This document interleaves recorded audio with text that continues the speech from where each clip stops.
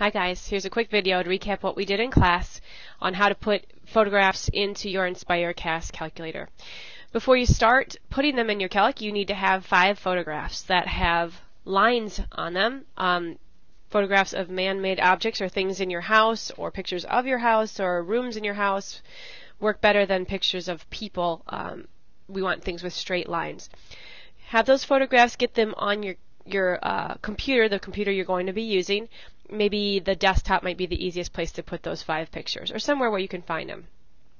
You also need to load your student software that came with your InspireCast. So hopefully we can find that.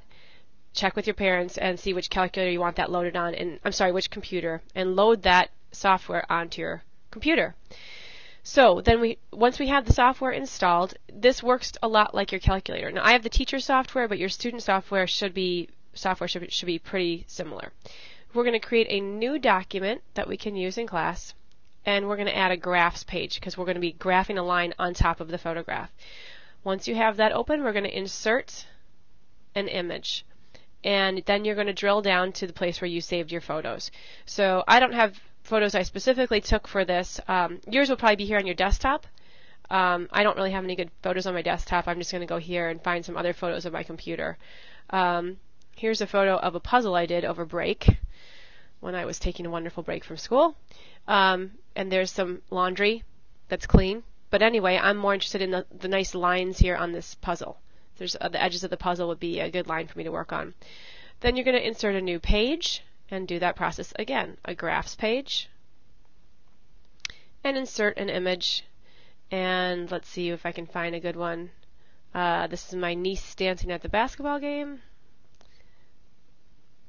Here we go. Here was one of my favorite days of break, shoe shopping. So here, this line here, the edge of the countertop might be a nice line for me to figure out the equation for.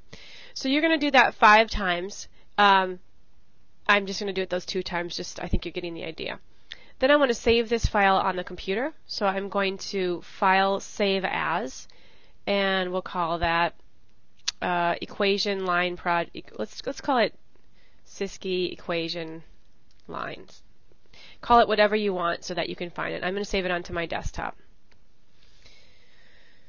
Okay, so now it's saved onto my computer. Now I need to get that file, that TNS file, that Inspire file, onto my handheld. So I'm clicking this tab over here to show the content. This is showing me the content on my computer, but I'm going to use my long cord to connect my handheld, which is on, and connect that to my desktop. And as soon as I do that, it popped up here. So there's my handheld.